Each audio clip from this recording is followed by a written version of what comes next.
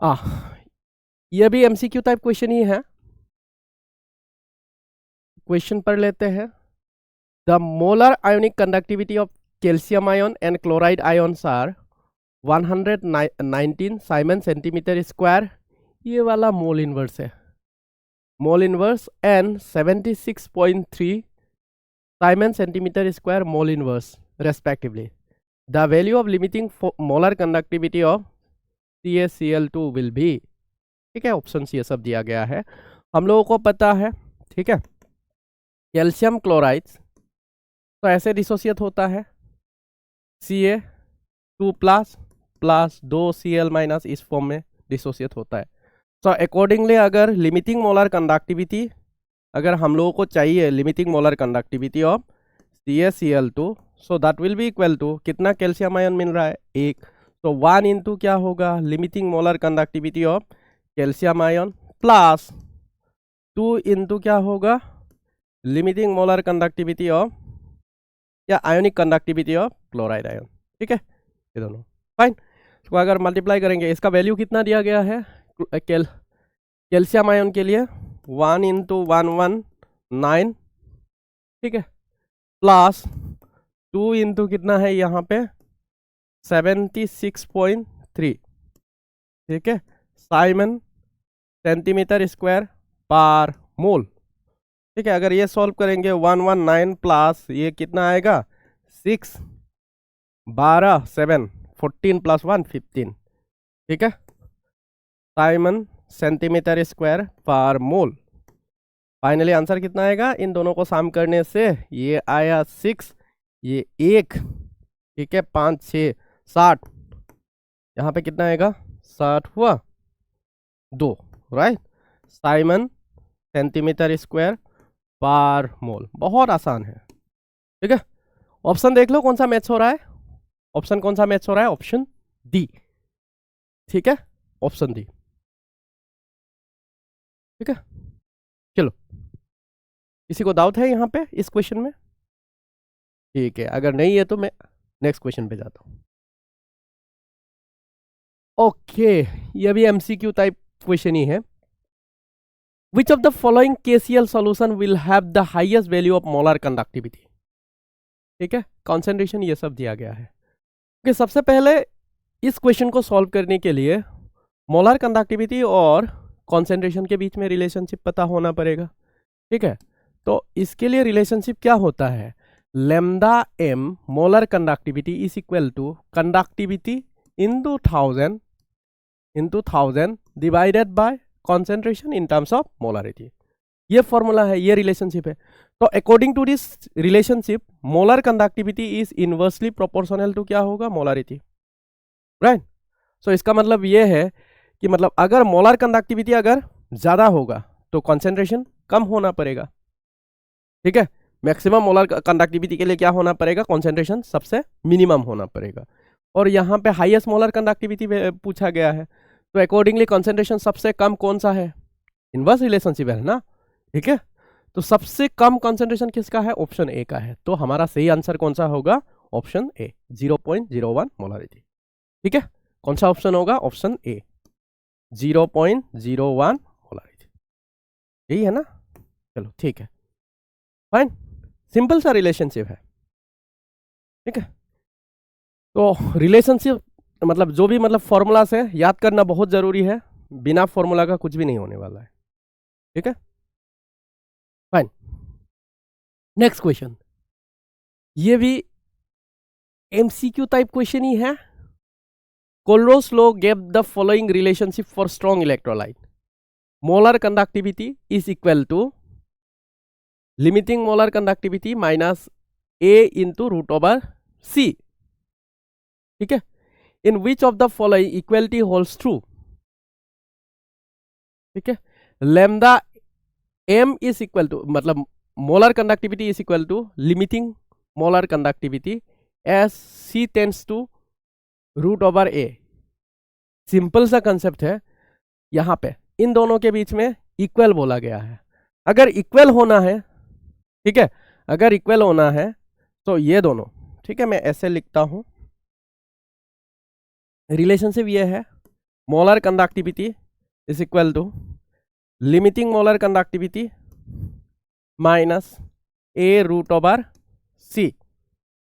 ठीक है, अगर ये और ये दोनों अगर बराबर होना है तो ये वाला पार्ट क्या होना पड़ेगा, जीरो होना पड़ेगा।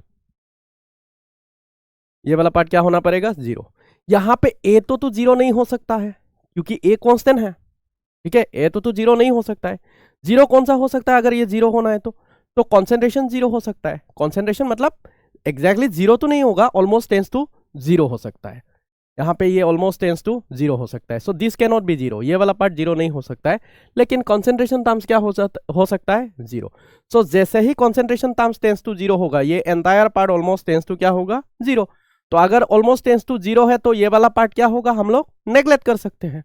अगर नेग्लेक्ट कर सकते हैं तो in that case lambda M और लैम्डा एम इन्फिनिटी क्या होगा, बराबर होगा।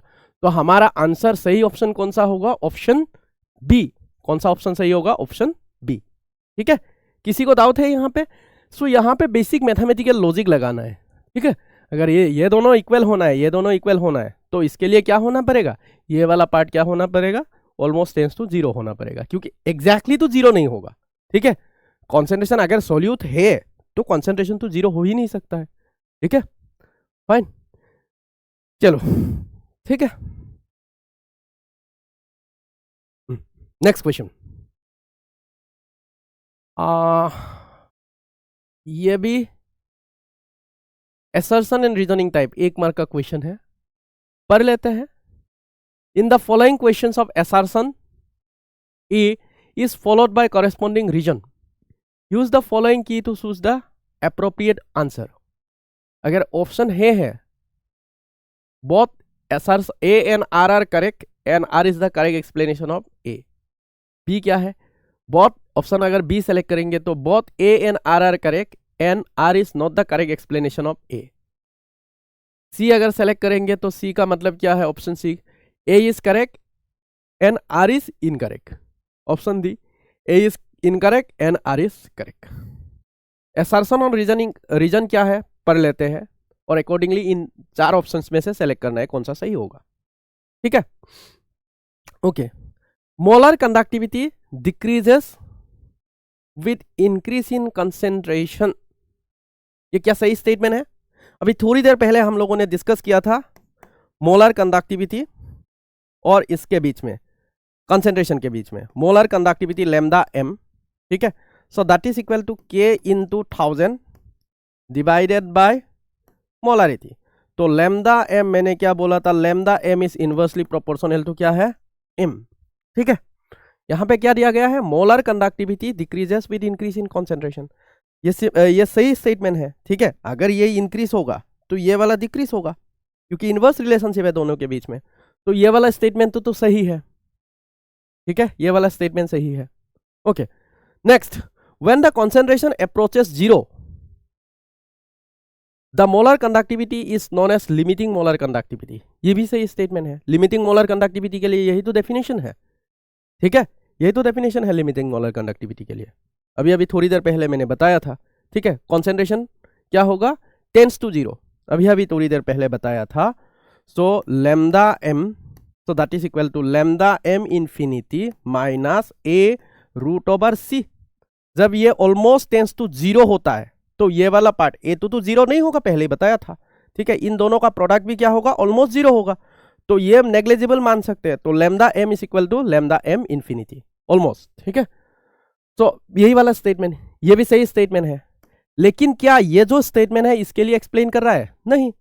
ठीक है, सो इसके लिए रीजन क्या होना चाहिए था, लिमिटिंग मोलर कंडक्टिविटी और सॉरी मोलर कंडक्टिविटी और कॉन्सेंट्रेशन के बीच में इनवर्स रिलेशनशिप है, इसलिए क्या होता है, as the concentration increase molar conductivity decrease होता है। वो वाला रीजन होना चाहिए, लेकिन वो दिया नहीं है।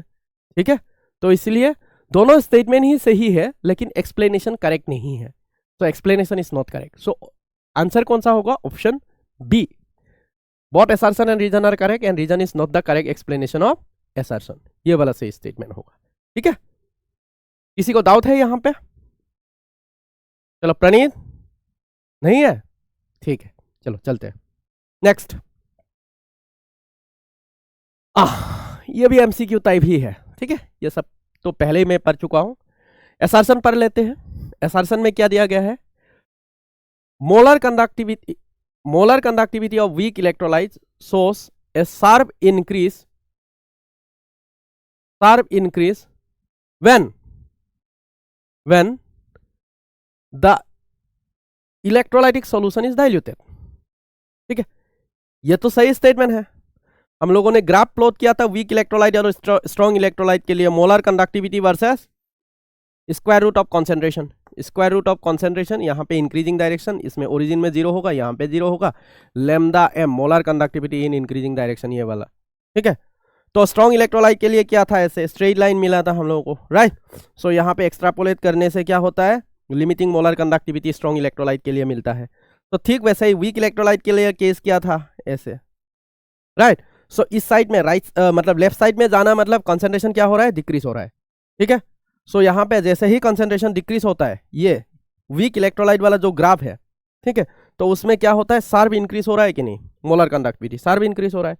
तो वही वाला स्टेटमेंट बता रहा है। ठीक है, सो ये किसके लिए था, ये ग्राफ, ये कर्व किसके लिए था, वीक इलेक्ट्रोलाइट के लिए, वीक इलेक्ट्रोलाइट। ठीक है, ये किसके लिए था, स्ट्रॉन्ग इलेक्ट्रोलाइट। स्ट्रॉन्ग क्या होगा, 1 second, strong electrolyte, strong electrolyte के लिए था। So strong electrolyte straight line होगा, और वीक इलेक्ट्रोलाइट के लिए ऐसे क्या होगा, जैसे ही कॉन्सेंट्रेशन, ठीक है, स्ट्रॉन्ग इलेक्ट्रोलाइट के केस में जैसे ही कॉन्सेंट्रेशन डिक्रीज होता है, धीरे धीरे क्या होगा, मोलर कंडक्टिविटी लीनियरली इंक्रीज होगा। वीक इलेक्ट्रोलाइट के केस में ऐसा नहीं होता है। ठीक है, एक्सपोनेंशियल इंक्रीज होता है यहाँ पे। ठीक है, तो इस वजह से यहाँ पे मतलब limiting molar conductivity week electrolyte के केस में निकाल नहीं सकते, लेकिन स्ट्रॉन्ग इलेक्ट्रोलाइट के केस में एक्सट्रापोलेट करके, ग्राफ को एक्सट्रापोलेट करके हम लोग लिमिटिंग मोलर कंडक्टिविटी निकाल सकते हैं। इसी वाला पॉइंट पे ये क्या होगा, लैम्डा एम इंफिनिटी होगा। ठीक है, limiting molar conductivity for strong electrolyte. ठीक है, ये हम लोग स्ट्रॉन्ग इलेक्ट्रोलाइट के लिए निकाल सकते हैं, लेकिन वीक इलेक्ट्रोलाइट के लिए निकाल नहीं सकते हैं। ठीक है, ओके, यहाँ पे एसर्शन तो सही है। एसर्शन के हिसाब से molar conductivity of weak electrolyte shows a sharp increase when the electrolytic solution is diluted. ठीक है, कंसंट्रेशन डिक्रीज होने का मतलब वही है, डाइल्यूटेड ही बना रहा है, डाइल्यूट सॉल्यूशन ही बना रहा है। ठीक है, सो रीजन क्या बोल रहे हैं यहाँ पे, रीजन वाला भी पढ़ लेते हैं। So for weak electrolyte degree of dissociation decreases with dilution, नहीं, राइट, तो बेसिक कंसेप्ट है। डाइल्यूशन होने पे क्या होगा, वीक इलेक्ट्रोलाइट के केस में डिग्री ऑफ डिसोसिएशन इंक्रीज होता है, डिक्रीज नहीं होता है। यहाँ पे लिमिटिंग, और ये जो वीक इलेक्ट्रोलाइट है, वीक इलेक्ट्रोलाइट का मोलर कंडक्टिविटी क्यों इंक्रीज होता है, इसलिए इंक्रीज होता है क्योंकि नंबर ऑफ आयंस इंक्रीज होता है। और नंबर ऑफ आयंस क्यों इंक्रीज होता है, due to increase in degree of dissociation. और एक और रीजन है, ठीक है, एक तो क्या है, डिग्री ऑफ डिसोसिएशन इंक्रीज होगा वीक इलेक्ट्रोलाइट के लिए, दूसरा एक और यहाँ पे होगा, और दूसरा रीजन यहाँ पे एक है डिग्री ऑफ डिसोसिएशन इंक्रीज होगा, दूसरा होगा यहाँ पे मोबिलिटी भी इंक्रीज होगा। ठीक है, आयंस के बीच में क्या होगा, डिस्टेंस बढ़ेगा। सो डिस्टेंस बढ़ने से क्या होगा, मोबिलिटी ज्यादा होगा। ठीक है, स्ट्रॉन्ग इलेक्ट्रोलाइट के केस में जो मतलब मोलर कंडक्टिविटी इंक्रीज होता है विथ डिक्रीज इन कॉन्सेंट्रेशन। ठीक है, रीजन क्या है, इसमें रीजन ये नहीं है कि मतलब यहाँ पे नंबर ऑफ आयंस इंक्रीज हो रहा है। स्ट्रॉन्ग इलेक्ट्रोलाइट के केस में, स्ट्रॉन्ग इलेक्ट्रोलाइट के केस में क्या होता है, यहाँ पे मोबिलिटी इंक्रीज होता है, जिसके वजह से मोलर कंडक्टिविटी इंक्रीज होता है स्ट्रॉन्ग इलेक्ट्रोलाइट के केस में।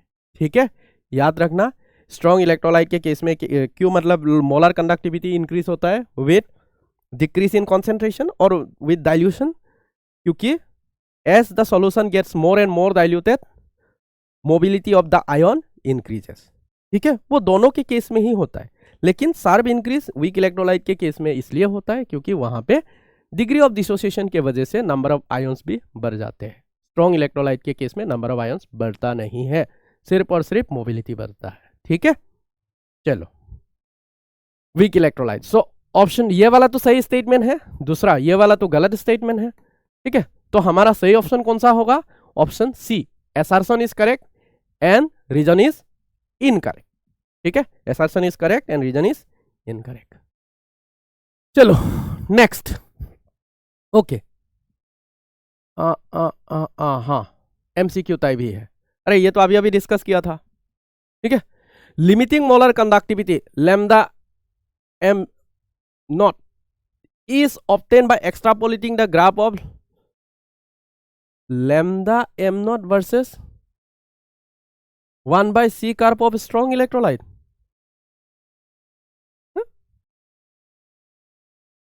lambda m naught नहीं, किसके बीच में होगा? ये तो गलत स्टेटमेंट है। हम लोगों ने किसके किसके बीच में ग्राफ प्लॉट किया था? ग्राफ किसके किसके बीच में प्लॉट किया था? ग्राफ प्लॉट किया था लैम्डा m और रूट ओवर c के बीच में। लैम्डा m नॉट तो नहीं था, राइट? तो ये वाला गलत स्टेटमेंट होगा। ये वाला क्या है? गलत स्टेटमेंट। होना क्या चाहिए था? होना क्या चाहिए था? ठीक है, limiting molar conductivity lambda m not is obtain bye extrapolating of the lambda m versus ये वाला होना चाहिए था सही स्टेटमेंट के लिए। ये तो गलत स्टेटमेंट है, ठीक है? Okay, next, lambda m not of weak electrolyte is obtain by using Kohlrausch law. ये भी सही स्टेटमेंट है। हम लोग यहाँ पे क्या ड्रॉ किया था? स्ट्रॉन्ग इलेक्ट्रोलाइट के लिए तो ऐसे आता है, वीक इलेक्ट्रोलाइट के लिए एक्सपोनेंशियल इंक्रीज होता है, ठीक है? ये वाला था, ये वीक इलेक्ट्रोलाइट के लिए था, ठीक है? वीक इलेक्ट्रोलाइट के लिए हम लोग लैम्डा m नॉट मतलब लिमिटिंग मोलर कंडक्टिविटी निकालने के लिए कोलरोस लॉ अप्लाई करते हैं, ठीक है? Kohlrausch law of independent migration of ions, ठीक है? दो मतलब ये वाला गलत स्टेटमेंट है, ये वाला सही स्टेटमेंट है, ठीक है? तो हमारा आंसर कौन सा होगा सही? ऑप्शन डी होगा, ठीक है? ऑप्शन डी होगा, ठीक है? किसी को डाउट है यहाँ पे? Please go through. चलो, ठीक है। Next, conductivity of electrolyte increases with decrease in assertion है, with decrease in concentration. Conductivity of electrolyte increases with decrease in concentration ना, ठीक है? कंडक्टिविटी क्या होता है? कंडक्टिविटी डिपेंड्स होता है number of ions per unit volume कितना है, ठीक है? जितना number of ions per unit volume ज्यादा होगा, ठीक है, कंडक्टिविटी उतना ही ज्यादा होगा, ठीक है? So the conductivity of electrolytic solution increases with decrease in concentration. अगर कॉन्सेंट्रेशन डिक्रीज होगा तो क्या होगा? Number of ions per unit volume क्या होगा? डिक्रीज होगा। कॉन्सेंट्रेशन क्या होगा? कॉन्सेंट्रेशन इंक्रीजेस, ठीक है? ओ सॉरी, क्या है? Conductivity increases with increase in number of ions per unit volume, okay? Ions पर वॉल्यूम, जितना आयंस पर वॉल्यूम ज्यादा होगा, ठीक है, उतना ही ज्यादा क्या होगा? कंडक्टिविटी होगा। तो जैसे ही डाइल्यूट करोगे मतलब कॉन्सेंट्रेशन डिक्रीज करोगे, ठीक है, so number of ions per unit volume क्या होगा? डिक्रीज होगा। सो डिक्रीज होने की वजह से क्या होगा? कंडक्टिविटी डिक्रीज होगा। तो ये वाला स्टेटमेंट तो गलत है, ठीक है?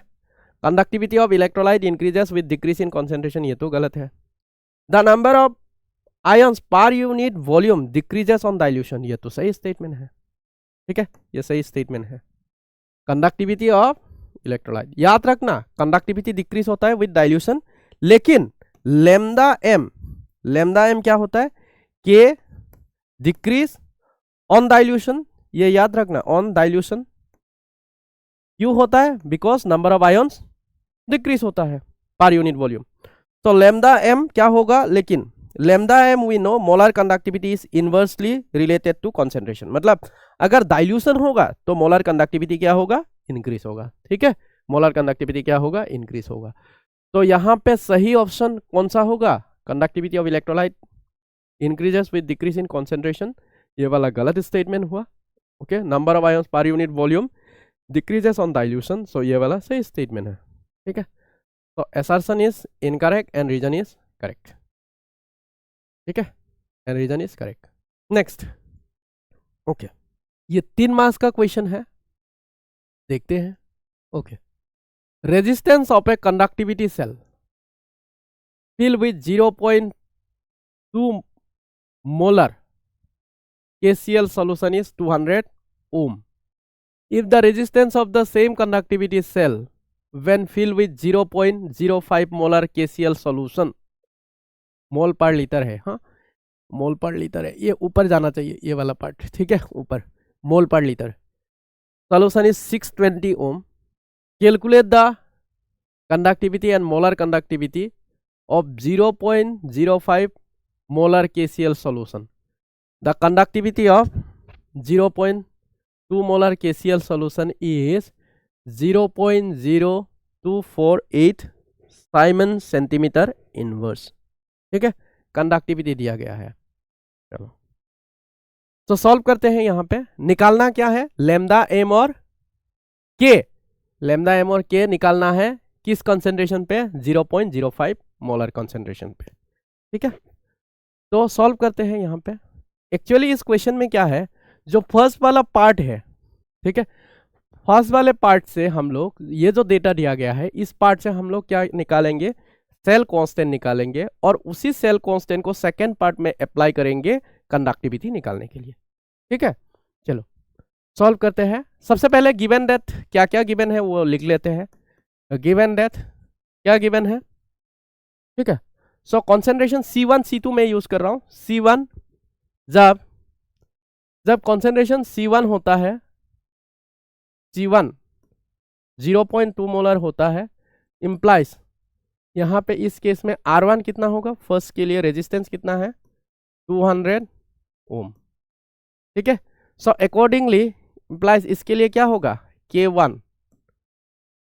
कंडक्टिविटी कितना है, कंडक्टिविटी कितना है यहाँ पे, 0.0248 साइमन पर सेंटीमीटर. ठीक है, नेक्स्ट.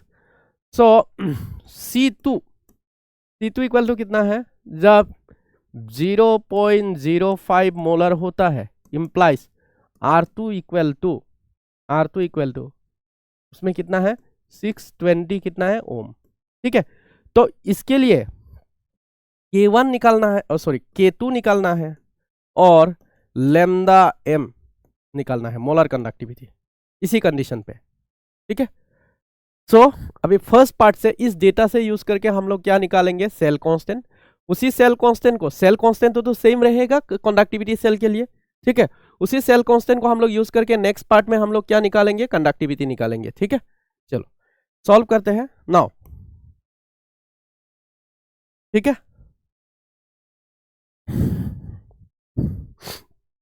हम लोगों को पता है ये वाला relationship, R is equal to क्या होता है, 1 बाय रो इंटू क्या होता है, G स्टार सेल कांस्टेंट. ठीक है, या तो ऐसे भी लिख सकते हैं, रो क्या होता है, रेजिस्टिविटी, 1 बाय क्या है, K. रेजिस्टिविटी को ऐसे भी लिख सकते हैं, इंटू G स्टार. तो G स्टार अगर निकालना है, सेल कांस्टेंट अगर निकालना है, G star is equal to कितना होगा, R इंटू K होगा. R इंटू क्या होगा, K. Okay, so first case में R कितना है, वैल्यू यहाँ पे सब्स्टिट्यूट कर दो. R कितना है, G स्टार यहाँ से निकल जाएगा, सेल कांस्टेंट दैट मीन्स.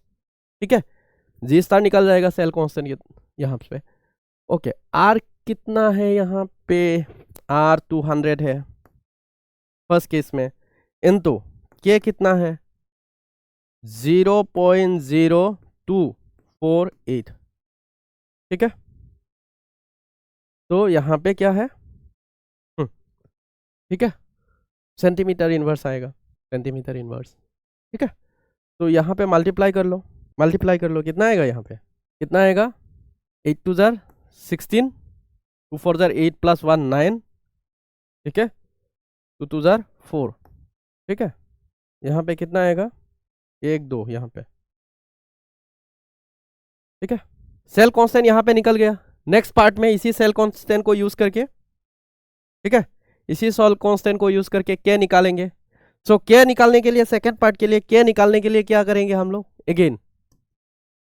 ठीक है, K निकालने के लिए क्या करेंगे, यही वाला रिलेशनशिप. तो यहाँ पे क्या होगा, K इज इक्वल टू क्या होगा,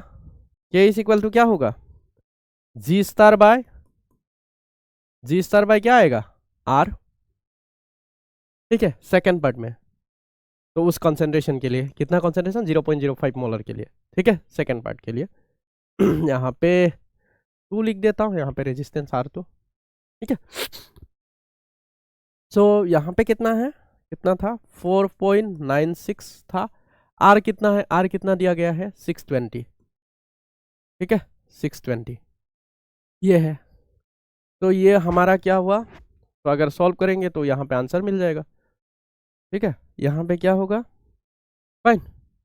ये तो इतना हुआ, सॉल्व कर लो, क्या कितना आएगा, सॉल्व कर लो रणीत, चलो सॉल्व करो, ऐसे ही मत बैठो, पूरा फॉर्मूला तो लगा दिया हूँ ना, सॉल्व कर लो अभी। कितना आ रहा है, कितना आ रहा है, 8 इंटू क्या होगा, 10⁻³ आ रहा है साइमन सेंटीमीटर। ठीक है, सॉल्व कर लेना, इतना ही आना चाहिए। ठीक है, तो फिर से अगेन मोलर कंडक्टिविटी, ये वाला तो कंडक्टिविटी हुआ, molar conductivity lambda M equal to कितना होता है, के इंटू K2 इंटू यहाँ पे, क्योंकि सेकेंड वाले कॉन्सेंट्रेशन के लिए है, T2 आएगा। ठीक है, तो यहाँ पे क्या होगा, K2 कितना है, 8 इंटू 10⁻³ इंटू कि मान इंटू 1000, मतलब 10⁻³ है। यहाँ पे कॉन्सेंट्रेशन कितना है, कॉन्सेंट्रेशन कितना है 0.05। ठीक है, ये और ये दोनों तो कैंसिल हुआ। ठीक है, साइमन सेंटीमीटर² पर मोल, ये वाला यूनिट आएगा। ठीक है, तो यहाँ पे कितना आ जाएगा, ये 800/5, इसको अगर सॉल्व करोगे तो कितना होगा, तो 1 कितना होगा 160 साइमन सेंटीमीटर² पर मोल, ये वाला आंसर है। ठीक है, सॉल्व कर लो। ठीक है, ठीक है, यहाँ पे कंक्लूडिंग स्टेटमेंट भी लिख लेना, देयरफॉर क्या होगा, conductivity and molar conductivity are, therefore यहाँ पे कंक्लूडिंग स्टेटमेंट भी लिख लेना, therefore conductivity and molar conductivity of 0.5 molar solution 0.05 molar solution is, लिख देना जितना जितना वैल्यू था। ठीक है, इस दिस एंड दिस रेस्पेक्टिवली करके। ठीक है, रेस्पेक्टिवली, यहाँ पे तो दोनों वैल्यू है, तो ये हुआ कंडक्टिविटी, ये हुआ मोलर कंडक्टिविटी, दोनों लिख देना। ठीक है, फाइन, चलो नेक्स्ट क्वेश्चन पे जाते हैं अभी। ओके, ये वाला 5 मार्क का क्वेश्चन है। ठीक है, क्वेश्चन तो बहुत आसान लग रहा है, हाँ प्रणीत, बहुत लंबा है, अरे लंबा होने से भी कोई बात नहीं है। ठीक है, बहुत आसान है, वही पहले हम लोग ऑलरेडी कंसेप्ट डिस्कस कर चुका हूँ उसके बारे में, इसके बारे में। ठीक है, चलो पढ़ लेते हैं question. Rahul set up an experiment to find the resistance of aqueous KCl solution for different concentration at 298 Kelvin using a conductivity cell connected to Wheatstone bridge. ठीक है, he fed the Wheatstone bridge with a AC power in the audio frequency range of 550 to 5000 cycle per second. Once the resistance was calculated from the null point, he also calculated the conductivity K and molar conductivity lambda m and recorded the reading in tabular form. Okay, ये सब इतना मतलब कोई ज़रूरत नहीं है, simple frequency ये सब बात दो, मतलब ये सब ज़रूरी नहीं है, जस्ट समझना है ये डेटा। ठीक है, यहाँ पे क्या है, कॉन्सेंट्रेशन जब 1 मोलर है तो इसका कंडक्टिविटी इतना है। ठीक है, सो ठीक वैसे ही उसी कॉन्सेंट्रेशन पे मोलर कंडक्टिविटी इतना है। ठीक है, सो हम लोगों को पता है, ठीक है, क्या पता है, एज द कॉन्सेंट्रेशन क्या होता है, डिक्रीजेस, कॉन्सेंट्रेशन यहाँ पे डिक्रीज हो रहा है कि नहीं, एज द कॉन्सेंट्रेशन डिक्रीजेस क्या होता है, कंडक्टिविटी डिक्रीजेस। क्या यहाँ पे ये प्रूफ हो रहा है, एग्जैक्टली। ठीक है, लेकिन क्या होता है, मोलर कंडक्टिविटी क्या होता है, इंक्रीज होता है। क्या यहाँ पे प्रूफ हो रहा है, एग्जैक्टली प्रूफ हो रहा है। ठीक है, तो यहाँ पे क्या हो रहा है, धीरे धीरे कंसेंट्रेशन डिक्रीज हो रहा है, कंडक्टिविटी डिक्रीज हो रहा है, और मोलर कंडक्टिविटी क्या हो रहा है, इंक्रीज हो रहा है। ठीक है, फाइन, ओके। यहाँ पे क्वेश्चंस है, पार्ट 1, 2, 3, 3 पार्ट में दिया गया है। Why does the conductivity decreases on dilution, conductivity क्यों डिक्रीज होता है, इसके बारे में मैं पहले ही डिस्कस कर चुका हूं ऑलरेडी। ठीक है, सो क्या होता है, जब डाइल्यूट करते हैं तो number of ions per unit volume क्या होता है, डिक्रीज होता है, नंबर ऑफ आयन्स क्या होता है पर यूनिट वॉल्यूम डिक्रीज, और नंबर ऑफ आयन्स पर यूनिट वॉल्यूम डिक्रीज होने के वजह से क्या होता है, कंडक्टिविटी भी डिक्रीज होता है। ठीक है, सो यहाँ पे फर्स्ट आंसर क्या होगा, फर्स्ट आंसर तुम लोग लिख लेना, क्या लिखोगे, एक सेकेंड, क्या लिखोगे यहाँ पे, पहले वाला पार्ट के लिए नंबर ऑफ आयन्स पर unit volume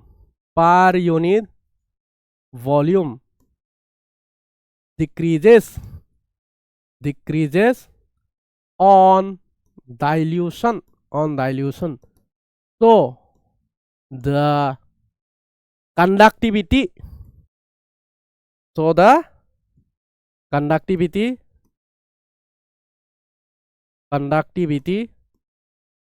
of the solution decreases। ठीक है, सिंपल है, फाइन, लिख देना। ठीक है, चलो नेक्स्ट वाला पार्ट क्या था। ठीक है, if lambda M not of KCl is 150 siemens centimetre square per mole, calculate the degree of dissociation of K 0.01 molar KCl solution. चलो ठीक है, डिग्री ऑफ डिसोसिएशन निकालना है। ओके, डिग्री ऑफ डिसोसिएशन के लिए हम लोगों ने फॉर्मूला क्लासरूम में डिस्कस किया था। ठीक है, तो सेकेंड पार्ट के लिए हम लोग सबसे पहले गिवन डेथ लिख लेते हैं, गिवन डेथ। ठीक है, गिवन डेथ क्या दिया गया है, लैम्डा एम इंफिनिटी, इसके लिए कितना है, लिमिटिंग मोलर कंडक्टिविटी कितना है, 150 है, कितना है 150 साइमन सेंटीमीटर स्क्वायर पर मोल। ठीक है, और लैम्डा एम कितना है, मोलर कंडक्टिविटी उसी कंसंट्रेशन पे डेटा में दिया गया है यहाँ पे। ठीक है, यहाँ पे कितना दिया गया है 141, यहाँ पे कितना दिया गया है 141 साइमन सेंटीमीटर स्क्वायर पर मोल। ठीक है, फाइन। क्वेश्चन में क्या दिया गया है, डिग्री ऑफ डिसोसिएशन अल्फा, सो ये क्वेश्चन है। ठीक है, ये हेतु क्वेश्चन था ना, calculate the degree of dissociation, calculate the degree of dissociation. ठीक है, ओके, सो यहां पे डिग्री ऑफ डिसोसिएशन के लिए फॉर्मूला क्या था, नाउ अल्फा इक्वल टू क्या होता है, परसेंटेज के फॉर्म में ही निकाल लेते हैं, alpha percentage, so that will be equal to कितना होता है, alpha percentage equal to, so that will be equal to lambda M by lambda M infinity, मतलब लिमिटिंग मोलर कंडक्टिविटी इनटू क्या होता है 100, इनटू क्या होता है 100 क्यों मल्टीप्लाई करना पड़ रहा है, परसेंटेज में हम लोग निकल रहे हैं डिग्री ऑफ डिसोसिएशन। ठीक है, चलो ये वाला सॉल्व करो अभी। ठीक है, वैल्यू तो ऑलरेडी है हम लोग को पता है 141। ठीक है, बाकी यूनिट तो नहीं लिख रहा हूँ, यूनिट डायरेक्टली कैंसिल आउट हो जाएगा, 150 इनटू कितना है 100, ये वाला सॉल्व कर लो, कितना परसेंटेज आएगा, चलो संख्यानिल निकाल लो, ये वाला कितना आएगा, हाँ हाँ डिवाइड कर लो ना, आसान है, पूरा तो कर ही दिया हो, कितना होगा 94% अप्रोक्सीमेटली 94%। ठीक है, फाइन, देयरफॉर लिख देना यहाँ पे कंक्लूडिंग स्टेटमेंट, देयरफॉर क्या होगा, डिग्री ऑफ डिसोसिएशन इज 94% या 0.94 ऐसे भी लिख सकते हो अल्फा का वैल्यू। हाँ, थर्ड पार्ट में क्या दिया गया है, थर्ड पार्ट वाला देखते हैं, if Rahul use HCl instead of KCl then would you expect the same lambda m values to be more or less than those of per KCl for the given concentration, justify। ठीक है, okay, so same concentration पे अगर मैं molar conductivity HCl और KCl का major करूं, same concentration पे HCl और KCl, ओके, यहां पे Cl और Cl ये दोनों कॉमन आयन है, अनकॉमन कौन सा है H और K। ठीक है,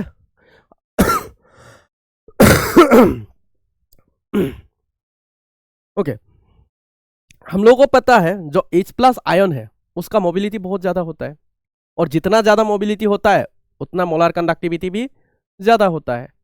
ठीक है, सो अकॉर्डिंगली क्या होगा, molar conductivity of HCl will be greater than that of KCl। HCl solution. ठीक है, सेम कॉन्सेंट्रेशन पे, क्योंकि H प्लस का क्या होता है, मोबिलिटी बहुत ज़्यादा होता है, मतलब बहुत ज़्यादा नहीं, ज़्यादा होता है compare to that of K plus.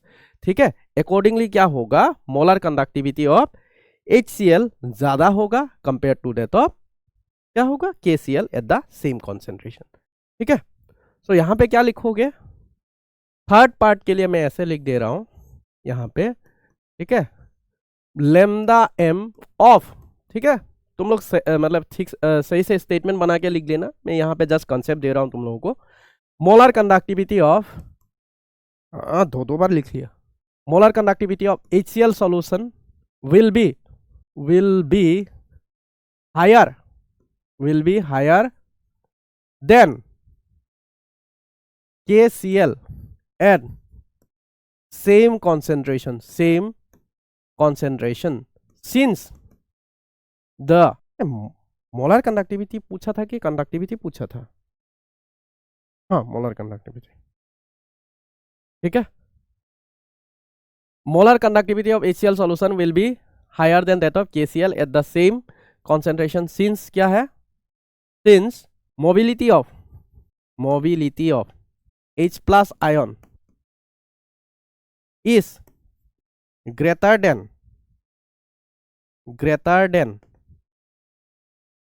K plus ion। Okay, तो यही वाला रीजन है इन द सॉल्यूशन। ठीक है, तो H प्लस आयन HCl जब मतलब दोनों ही स्ट्रॉन्ग इलेक्ट्रोलाइट है, इसमें इलेक्ट्रोलाइट दोनों ही स्ट्रॉन्ग है, लेकिन यहाँ पे डिफरेंस किस में आएगा, मोबिलिटी में। ठीक है, H प्लस आयन का मोबिलिटी ज्यादा होता है compare to that of K plus, जिसके वजह से मोलर कंडक्टिविटी भी ज्यादा होता है। ठीक है, मोलर कंडक्टिविटी भी क्या होगा, ज्यादा होगा। ठीक है, ये आंसर है हमारा थर्ड पार्ट के लिए। ठीक है, चलो नेक्स्ट क्वेश्चन पे, ये भी 5 मार्क का ही क्वेश्चन है, ये आया था बोर्ड एग्जाम 2023 में, CBSE बोर्ड एग्जाम। क्वेश्चन पढ़ लेते हैं। ठीक है, सो conductivity of 2 into 10 raised to power minus 3 molar methanoic acid is 8 into 10 raised to power minus 5 Simon centimeter inverse. Calculate its molar conductivity and degree of dissociation if limiting molar conductivity of methanoic acid is 404 Simon centimeter square mole inverse. ठीक है, ये first part है। Second part में क्या calculate करना है, calculate the standard gives free energy and log Kc for the given reaction at 298 kelvin. Okay, यहाँ पे ठीक है, गिवन दैट ये वाला दिया गया है, चलो इलेक्ट्रोड पोटेंशियल दिया गया है और 1F का वैल्यू 96,500 कूलम पर मोल लेने के लिए बोला है। चलो ठीक है, ये भी सॉल्व कर लेते हैं। ठीक है, 298 केल्विन। ओके, चलो फर्स्ट पार्ट वाला सबसे पहले सॉल्व कर लेते हैं, पार्ट 1। सो यहाँ पे सबसे पहले हम लोग लिखेंगे गिवन दैट, क्या क्या गिवन है। ठीक है, गिवन दैट क्या क्या गिवन है, यहाँ पे कॉन्सेंट्रेशन गिवन है, C इज इक्वल टू कितना है, C is equal to 2 into 10 raised to, या मतलब मोलारिटी भी लिख सकते हो, M भी लिख सकते हो, A, चलो C लिख लेते हैं। हाँ, 2 into C लिखना ज़्यादा बेहतर होगा ना।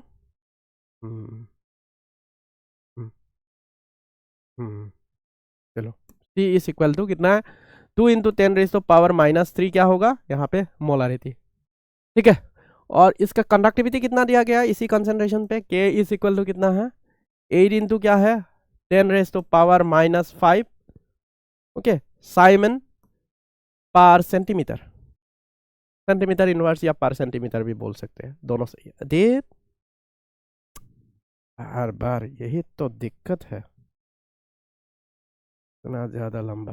चलो ठीक है, और क्या दिया गया है, limiting molar conductivity lambda m infinity, तो ये कितना दिया गया है, 404 साइमन सेंटीमीटर स्क्वायर पर मोल।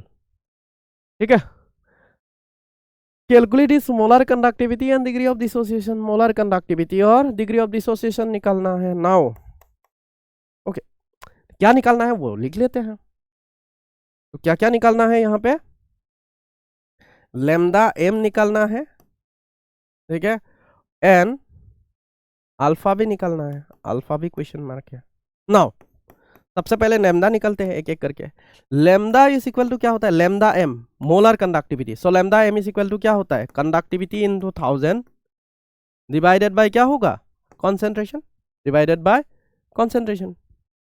सो यहां पे अगर वैल्यू सब्स्टिट्यूट करोगे तो कितना आएगा, लेमदा एम, ठीक है, ये कितना था के का वैल्यू, 8 इंटू 10⁻⁻5 इंटू कितना होगा 1000, ठीक है, इंटू 1000 डिवाइडेड बाय 1000 मतलब 10⁻³ भी लिख सकते हो। सी का वैल्यू कितना, कॉन्सेंट्रेशन कितना है, 2 इंटू 10⁻⁻3, 2 इंटू 10⁻⁻3, ठीक है, इसमें साइमन सेंटीमीटर स्क्वायर पर मोल आएगा, यूनिट, ठीक है।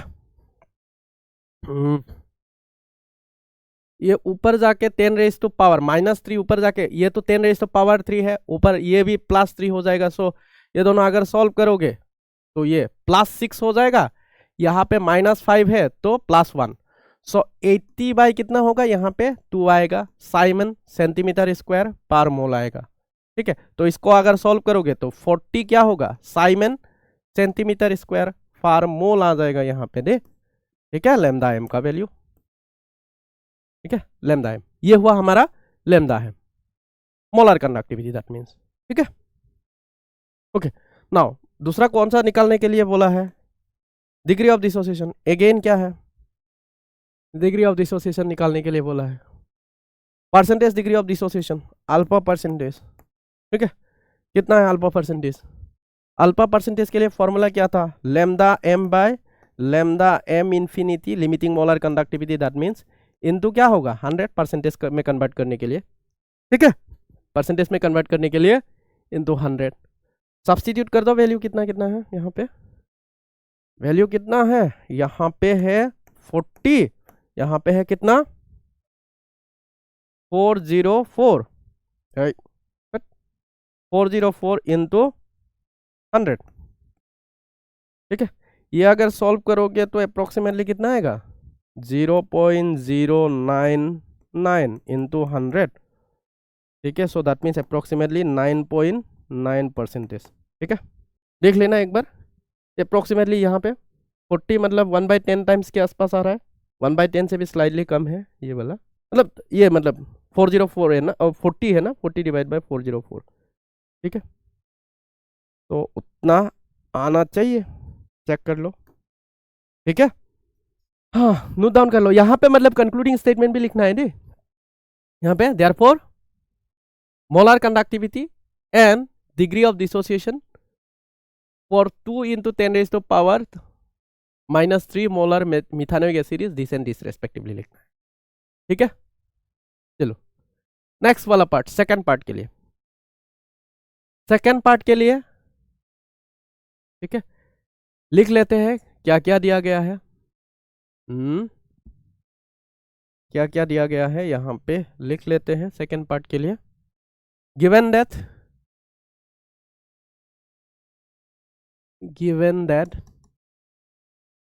ठीक है, सेकंड पार्ट के लिए क्या दिया गया है एक बार देख लेते हैं, Ni सॉलिड दिस और इसका इतना और उसका इतना, चलो ठीक है, -0.25। गिवन दैट क्या है, Ni solid plus 2 twice of Ag plus aqueous, ठीक है, एक्वास गिविंग राइज टू क्या होगा, इक्विलिब्रियम, मतलब तो क्या होगा Ni2 plus aqueous plus twice Ag solid, ठीक है, ये रिएक्शन है।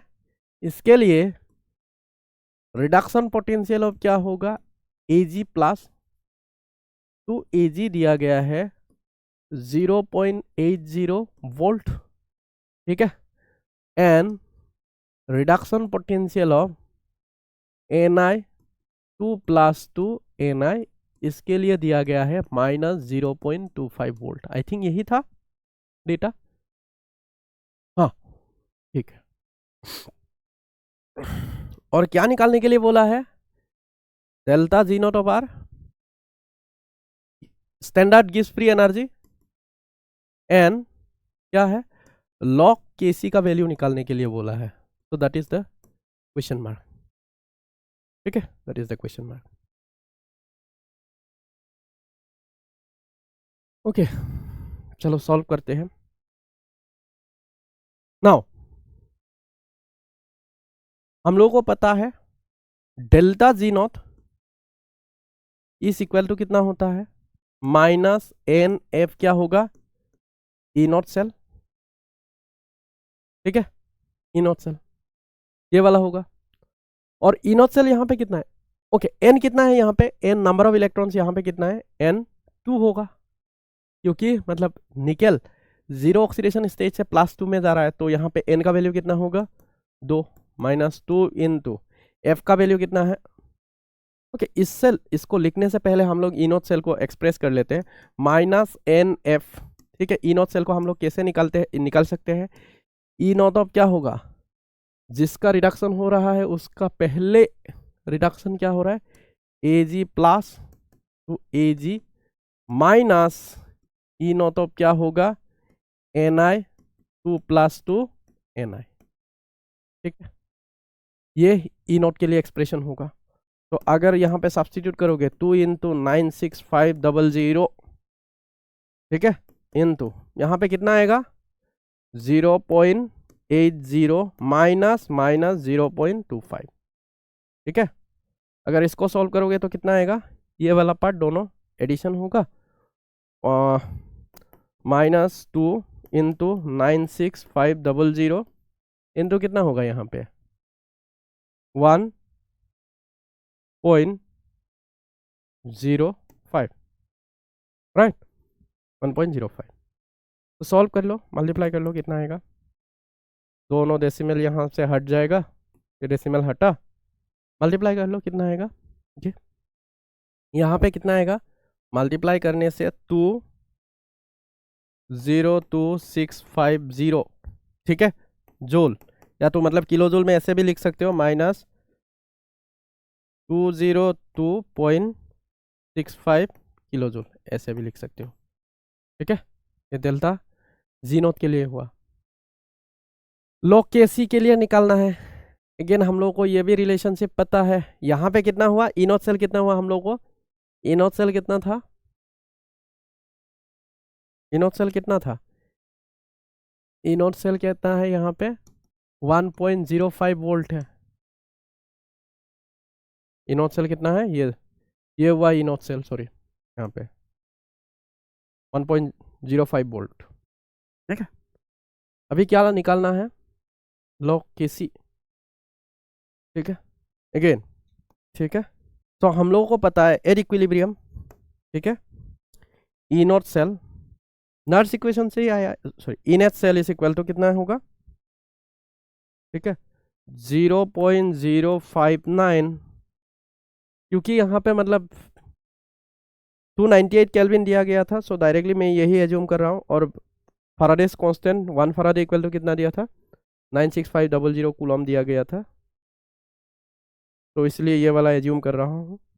ठीक है, ये वाला n लॉग क्या होगा के सी, ये वाला रिलेशनशिप तो पता है, लॉग के सी निकालना है हम लोगों को, कौन सा निकालना है, लॉग के सी इम्प्लाइज लॉग के सी कितना होगा, लॉग के सी, तो दैट इज इक्वल टू कितना होगा, कितना होगा n इंटू, ठीक है, E not cell divided by कितना होगा 0.059, इसको सॉल्व कर लो, इसका वैल्यू तो है ही, 2 इंटू कितना होगा 1.05 डिवाइडेड बाय कितना होगा 0.059। ठीक है, इसको सॉल्व कर लो, लॉग के सी का वैल्यू आ जाएगा। ठीक है, सॉल्व कर लो, यहाँ पे 2 इंटू 1050 डिवाइडेड बाय कितना होगा 59, ये सॉल्व कर लो कितना होगा। ठीक है, कितना आया 35 पॉइंट कितना है 59। ठीक है, इतना आया। ठीक है, किसी को डाउट है यहाँ पे, सो कंक्लूडिंग स्टेटमेंट यहाँ पे लिख देना, देयरफॉर क्या होगा, delta G not and log K C values are -202.65 kilo joule and 35.59 respectively लिख देना, ठीक है, कंक्लूडिंग स्टेटमेंट में। चलो नोट डाउन कर लो जल्दी जल्दी, हो गया, ठीक है। नेक्स्ट क्वेश्चन, ओके, यहाँ पे क्या कैलकुलेट करना है, ये भी 5 मार्क का ही क्वेश्चन है। Calculate the EMF of the following cell at 298 Kelvin. ये इतना दिया गया है, इतना दिया गया है, हाँ इतना दिया गया है, ओके, इलेक्ट्रोड पोटेंशियल भी दिया गया है, ठीक है। चलो सॉल्व कर लेते हैं फर्स्ट पार्ट के लिए। सेकेंड पार्ट के लिए, with the help of graph explain why it is not possible to determine molar conductivity of weak electrolyte. Okay, actually यहाँ पे ये होना चाहिए, ठीक है, एक्सट्रापोलेटिंग द ग्राफ, ओके, ठीक है। चलो ये वाला अभी डिस्कस कर लेते हैं, पहला पार्ट डिस्कस करते हैं, उसके बाद सेकंड पार्ट में हम लोग जाएंगे। फर्स्ट पार्ट में क्या निकालना है, फर्स्ट पार्ट में क्या निकालना है, calculate the EMF of the cell, EMF निकालना है। चलो ठीक है, उसके लिए क्या डेटा दिया गया है, सेल रिप्रेजेंटेशन दिया गया है 298 केल्विन पे, इलेक्ट्रोड पोटेंशियल दोनों को दिया गया है, दोनों का। चलो लिख लेते हैं, गिवन दैट क्या दिया गया है, सो AL सॉलिड Al3+, इसका कॉन्सेंट्रेशन कितना दिया गया है, 0.001 मोलर। सोलब्रिज Na2+, इसका कॉन्सेंट्रेशन 0.1 मोलर है, ठीक है, और यहाँ पे Na सॉलिड दे रहा है, ठीक है, ये वाला है। तो दोनों का इलेक्ट्रोड पोटेंशियल दिया गया है, Al क्या होगा 3+ रिडक्शन पोटेंशियल, तो यहाँ पे कितना है -1.66 वोल्ट, एंड निकल के लिए दिया गया है E0 electrode potential Na2+ to Na, इसके लिए क्या दिया गया है, what is the value, -0.25 volt, ठीक है। तो निकालना क्या है, ई सेल निकालना है, ठीक है। चलो नाउ सबसे पहले सेल रिएक्शन लिखते हैं, सेल रिएक्शन लिखना है, ठीक है। सो Al ये वाला राइट हैंड साइड में रहेगा, सॉरी लेफ्ट हैंड साइड में रहेगा, प्लस Na2+, ये तो सॉलिड होगा, Na2+, ये एक्वास फॉर्म में रहेगा, गिविंग राइज टू, ठीक है, यहाँ से क्या बनेगा, Al3+ एक्वास प्लस क्या होगा, Na सॉलिड। यहाँ पे निकल 2 इलेक्ट्रॉन गेन कर रहा है, एल्यूमिनियम 3 लॉस कर रहा है, तो अगर बैलेंस करोगे तो यहाँ पे 2 आएगा, यहाँ पे क्या आएगा 3, 2 3, ठीक है।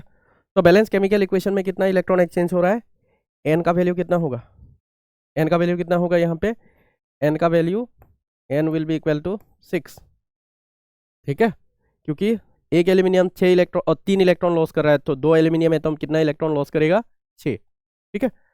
तो यहाँ पे निकल का कॉन्सेंट्रेशन लिखते, निकल और एल्यूमिनियम का 0.001 मोलर, तो इसको हम लोग मतलब 10⁻³ मोलर लिख सकते हैं, 10⁻³ मोलर, इसका हम लोग क्या लिख सकते हैं, 10⁻⁻1 मोलर। भाई उल्टा लिख दिया, हाँ उल्टा लिख दिया, चलो उल्टा लिख दिया है, उल्टा हो गया, ठीक है, उल्टा हो गया यहाँ पे। तो यहाँ पे कितना होना चाहिए था निकेल का, 10⁻⁻1 मोलर, एल्यूमिनियम का कितना होना चाहिए, 10⁻³ मोलर, ठीक है, ये है फाइन।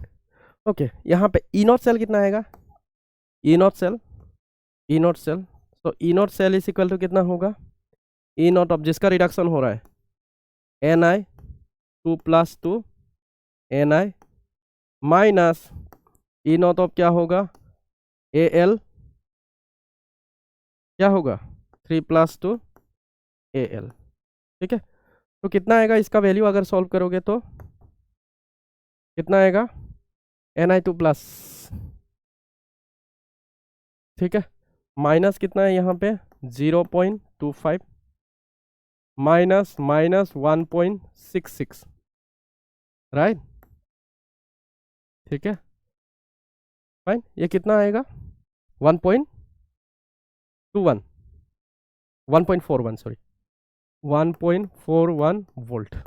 ठीक है 1.41 वोल्ट। नाउ ई सेल निकालना है हम लोग को। क्या निकालना है E cell. Therefore E cell कितना होगा ई सेल इक्वल टू क्या होगा ई नॉट सेल, जो कि मैं निकाल चुका हूं 0.059 डिवाइडेड बाय यहाँ पे कितना आएगा 6। डायरेक्टली मैं लिख दे रहा हूँ। लॉग ऑफ क्या होगा product concentration bye reactant concentration. Product ions के फॉर्म में Al3+ का कॉन्सेंट्रेशन का क्या होगा स्क्वायर डिवाइड बाय Na2+ का कॉन्सेंट्रेशन का क्यूब। ठीक है, यहाँ पे कितना आएगा 1.41 माइनस 0.059 अप्रोक्सीमेटली 6 भी मान सकते हैं यहाँ पे। ठीक है, लॉग ऑफ क्या होगा यहाँ पे एल्यूमिनियम का कितना है 10⁻³ 10⁻³ का स्क्वायर। यहाँ पे कितना है निकेल का 10⁻⁻1 10⁻⁻1 का कितना है क्यूब।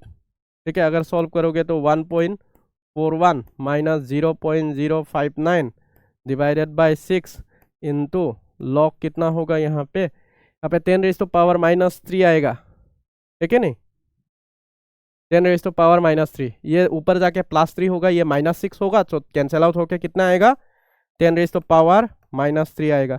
ये -3 नीचे आ जाएगा, सो ये माइनस ऑफ माइनस प्लस हो जाएगा। लॉग का फॉर्मूला अगर यूज करोगे तो 1.41 माइनस 0.059 ठीक है इनटू यहाँ पे क्या होगा -3। ये माइनस ऑफ माइनस में डायरेक्टली यहाँ पे प्लस लिख दे रहा हूँ, डायरेक्टली प्लस लिख दे रहा हूँ प्लस। ठीक है 3 डिवाइडेड बाय यहाँ पे क्या होगा 6 इंटू क्या होगा log 10 इंटू क्या होगा log 10। ये और ये कैंसिल हो जाएगा, log 10 का वैल्यू कितना होगा 1। ठीक है, log 10 का वैल्यू ये वाला वैल्यू कितना होगा 1। ठीक है, सो 1.41 ठीक है प्लस कितना होगा ये अगर 2 से डिवाइड करोगे तो 0.0 कितना होगा 2 यहाँ पे कितना होगा 9। ठीक है अप्रोक्सीमेटली, तो ये कितना आएगा अगर ऐड करोगे तो 1 अप्रोक्सीमेटली कितना आएगा 1.44 वोल्ट अप्रोक्सीमेटली। ठीक है अप्रोक्सीमेटली कितना आएगा 1.44 वोल्ट आएगा। ठीक है वेल नहीं अप्रोक्स 1.44 वोल्ट। ठीक है चलो देख लो एक बार, कहीं पे डाउट है तो पूछ सकते हो। ये ठीक से दिखाई नहीं दे रहा है। चलो ओके हो गया है, तो हम अभी नेक्स्ट पार्ट पे जाते हैं। सेकंड पार्ट, सेकेंड पार्ट में क्या पूछा गया है with the help of diagram explain why it is not possible to determine the molar conductivity of weak electrolyte by extrapolating the molar conductivity versus concentration curves as for strong electrolyte. ठीक है, मतलब यहाँ पे simple question है, सो यहाँ पे gap होना पड़ेगा। ठीक है, यहाँ पे ये पूछ रहा है कि मतलब वीक इलेक्ट्रोलाइट में जैसे स्ट्रॉन्ग इलेक्ट्रोलाइट के केस में हम लोग एक्सट्रापोलेट करके हम लोग मोलर कंडक्टिविटी निकाल सकते हैं, या तो मतलब लिमिटिंग मोलर कंडक्टिविटी भी निकाल सकते हैं दोनों ही। तो ऐसे ही वीक इलेक्ट्रोलाइट के केस में हम लोग क्यों नहीं कर सकते हैं। ठीक है, क्यों नहीं कर सकते हैं, what is the reason behind it. हम लोगों को पता है ग्राफ वाला स्ट्रॉन्ग इलेक्ट्रोलाइट और वीक इलेक्ट्रोलाइट के लिए। ठीक है, तो ग्राफ सेकेंड पार्ट के लिए ग्राफ ऑफ क्या होगा लैम्डा एम वर्सेस क्या होगा स्क्वायर रूट ऑफ सी। ठीक है, इसका ग्राफ कैसा होता है एक्चुअली स्ट्रॉन्ग इलेक्ट्रोलाइट के लिए। सो स्ट्रॉन्ग इलेक्ट्रोलाइट के लिए lambda M is equal to lambda M limiting molar conductivity minus A root over C होता है। ये किसके लिए होता है स्ट्रॉन्ग इलेक्ट्रोलाइट के लिए, स्ट्रॉन्ग इलेक्ट्रोलाइट के लिए। मतलब ये किसके बराबर है स्ट्रेट लाइन इक्वेशन के बराबर है, स्ट्रॉन्ग इलेक्ट्रोलाइट। ठीक है, स्ट्रॉन्ग इलेक्ट्रोलाइट के लिए ये इक्वेशन होता है। सो अकॉर्डिंगली अगर ग्राफ प्लॉट करेंगे तो √C वर्सेस इस पॉइंट पे 0 होगा, इस पॉइंट पे मोलर कंडक्टिविटी। लैम्डा m अगर प्लॉट करूं, ठीक है, तो यहाँ पे क्या होगा, ये जो है -a तो मतलब स्लोप क्या होगा, नेगेटिव होगा। √C वर्सेस अगर ये प्लॉट करेंगे तो कौन से ऐसे आएगा, ठीक है, ऐसे आएगा। So it will be coming in this way. ये किसके लिए, स्ट्रॉन्ग इलेक्ट्रोलाइट। स्लोप नेगेटिव है ना, -a है, ठीक है। सो वीक इलेक्ट्रोलाइट के लिए कैसे होता है ग्राफ, तो ये वाला ऐसे आता है, ठीक है।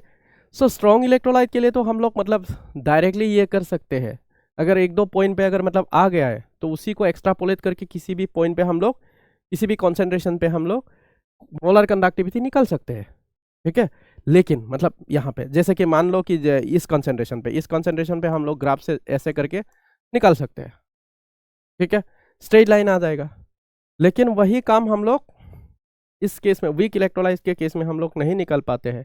क्यों निकाल नहीं पाते हैं, क्योंकि यहाँ पे स्ट्रेट लाइन इक्वेशन फॉलो नहीं होता है, जैसे मतलब इसके केस में, स्ट्रॉन्ग इलेक्ट्रोलाइट के केस में होता है, वीक इलेक्ट्रोलाइट के केस में वैसा नहीं होता है, ठीक है। तो it does not follow a linear graph unlike the strong electrolyte for weak electrolyte. So इसलिए हम लोग मोलर कंडक्टिविटी हम लोग कैलकुलेट नहीं कर पाते, मतलब हम लोग ग्राफ से निकाल नहीं पाते हैं। सिमिलरली लिमिटिंग मोलर कंडक्टिविटी भी हम लोग यहाँ से निकाल नहीं पाते हैं, ठीक है। चलो ये वाला लिख देना, ठीक है, ओके। नेक्स्ट, ये भी 5 मार्क का क्वेश्चन है, ठीक है। चलो एक सेकेंड, तो ये वाला क्वेश्चन है, चलो देखते हैं। नेक्स्ट, ओके, ये भी 5 मार्क का ही क्वेश्चन है। क्वेश्चन में क्या दिया गया है, molar conductivity of NH4+ and Cl- ion, ammonium and chloride ions are 73.8 Simon centimeter square per mole and 76.2 Simon centimeter square per mole respectively. The conductivity of 0.1 molar NH4Cl solution is 1.2 into 10 raised to power -2 Simon centimeter inverse. Calculates its molar conductivity and degree of dissociation. चलो ऐसा question तो already कर चुका हूँ, फिर भी थोड़ा सा यहाँ पे यूनिकनेस है, ठीक है, सॉल्व करते हैं। नेक्स्ट पार्ट में हम लोगों को मतलब सेल पोटेंशियल निकालना है हाफ सेल के लिए, ये भी यूनिकनेस है, चलो कर लेते हैं। अब पहला वाला पार्ट, सबसे पहला वाला पार्ट, ठीक है। यहाँ पे गिवन दैट डेटा सबसे पहले क्या दिया गया है, यहाँ पे निकालना क्या है, मोलर कंडक्टिविटी और degree of dissociation, okay, alpha. चलो नाउ गिवन दैट, सबसे पहले गिवन दैट क्या गिवन है, लैम्डा NH4+ इन्फिनिटी, तो इसके लिए कितना है 73.8 साइमन सेंटीमीटर स्क्वायर पर मोल। तो ठीक वैसे ही क्लोराइड आयन के लिए कितना है यहाँ पे 76.2 साइमन सेंटीमीटर स्क्वायर पर मोल, ठीक है। तो कॉन्सेंट्रेशन कितना दिया गया है, concentration C is equal to 0.1 molar और K कितना दिया गया है, the conductivity is okay 1.29 into 10 raised to power -2 siemens per centimetre, ठीक है, siemens per centimetre. Calculate the molar conductivity, ये सबसे पहले मोलर कंडक्टिविटी नाउ, ठीक है। मोलर कंडक्टिविटी लैम्डा m के लिए क्या होगा, फॉर्मूला क्या होगा, K इंटू 1000 डिवाइडेड बाय क्या होगा C, वैल्यू सब्स्टिट्यूट कर दो, यहाँ पे आ जाएगा वैल्यू कितना है, यहाँ पे K का वैल्यू 1.29 इंटू क्या है 10 raise to power -2 into 1000 divide by concentration कितना है, कॉन्सेंट्रेशन 0.1, 0.1 मतलब 10 रेज टू पावर -1 हो जाएगा, 10 रेज टू पावर -1 0.1 का मतलब, ओके। ये अगर सॉल्व करोगे तो कितना आएगा, ये 10 रेज टू पावर 4, तो इसमें कितना होगा 10 रेज टू पावर, ये पूरा मिला के 10 रेज टू पावर 4 होगा, यहाँ पे -2 है, +4 -2, सो यहाँ पे होगा +2, ये डेसिमल दोनों हट जाएगा, तो आएगा कितना 129 साइमन सेंटीमीटर स्क्वायर पर मोल, ये वाला आएगा, ठीक है। So this is the molar conductivity. Now again, ठीक है, सो अल्फा निकालना है। अल्फा निकालने के लिए हम लोगों को ये वाला तो सबसे पहले निकालना पड़ेगा, lambda infinity of NH4Cl ammonium chloride के लिए। तो this will be equal to lambda infinity of क्या होगा NH4 plus plus lambda infinity of क्या होगा Cl माइनस आयोनिक कंडक्टिविटी दोनों का molar conductivity of the ions. ठीक है, कितना कितना दिया गया है यहाँ पे एमोनियम के लिए 73.8 प्लस इसके लिए कितना है 76.2। ठीक है, unit Simon centimetre square per मोल। ठीक है, ओके, ये कितना आएगा अगर सॉल्व करोगे तो 10 हुआ, 8 प्लस 2 10, 6 प्लस 3 9, 9 प्लस 1 10। ठीक है, यहाँ पे 0, यहाँ पे 0। ठीक है, 7 14 150 साइमन सेंटीमीटर स्क्वायर पर मोल। ठीक है, तो अभी यहाँ से अगर अल्फा निकालोगे ना, अल्फा इक्वल टू क्या होगा, alpha is equal to lambda m molar conductivity by limiting molar conductivity. ठीक है, तो निकाल पाओगे कि नहीं, राइट, निकाल पाओगे। कितना आएगा यहाँ पे 129 डिवाइडेड बाय 150। ये सॉल्व कर लो, कितना आएगा, आंसर कितना आया, चलो 0.86। ठीक है, परसेंटेज के फॉर्म में क्या होगा, अल्फा परसेंटेज के फॉर्म में, तो ये वाला इंटू 100 कर दो तो 86% आएगा। ठीक है, परसेंटेज के फॉर्म में कितना होगा 86%। ठीक है, यहाँ पे किसी को डाउट है इस पार्ट में, ये हुआ था पहला वाला पार्ट। हम लोग सेकेंड पार्ट पे जाते हैं। अभी सेकेंड पार्ट पे हम लोगों को हाफ सेल निकालना है, हाफ सेल पोटेंशियल निकालना है। ठीक है, ओके, चलो कॉन्सेंट्रेशन ऑफ Zn2 प्लस, यहाँ पे सेकेंड पार्ट के लिए दिया गया है Zn2 plus plus 2 electron giving rise to Zn solid. ठीक है, इसके लिए कंसंट्रेशन आई थिंक कितना दिया गया था, 0.1 मोलर दिया गया था, है कि नहीं, है कि नहीं, है कि नहीं, हाँ। और स्टैंडर्ड रिडक्शन पोटेंशियल कितना है, tensor E not of Zn क्या है 2 प्लस 2 Zn, तो ये कितना है -0.76 वोल्ट। ठीक है, -0.76 volt. Now E of Zn 2 plus 2 Zn, सो इसके लिए एक्सप्रेशन क्या होगा, ठीक है, इसके लिए एक्सप्रेशन क्या होगा, E not of Zn 2 plus 2 Zn minus 0.059, यहाँ पे डिवाइडेड बाय कितना इलेक्ट्रॉन एक्सचेंज हो रहा है, n इक्वल टू यहाँ पे कितना होगा 2, क्योंकि 2 इलेक्ट्रॉन एक्सचेंज हो रहा है, राइट।